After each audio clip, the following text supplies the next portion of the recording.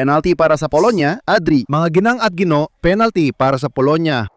Si Robert Lewandowski ang titira, malalim ang hinga ni Memo Ochoa sa post. Tingnan natin, 57 minuto, papasok na tayo sa ikalawang kalahati, ayan na ang Polako. Inilalagay niya ang bola sa penalty spot. Lumapit ang referee, si Ginoong Chris Beats ay umatras para tumakbo. Nakiusap siya na walang mauuna.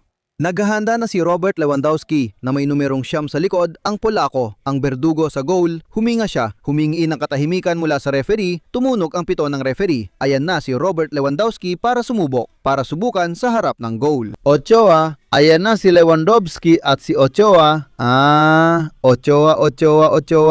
Ochoa. Ligtas ang Mexico, ligtas ang Mexico. Tagapagligtas Memo Ochoa, pumalya si Robert Lewandowski, kamangha-mangha. Anong save mula sa goalkeeper ng Mexico? Napakagandang save. Nananatili ang 0-0, nananatili.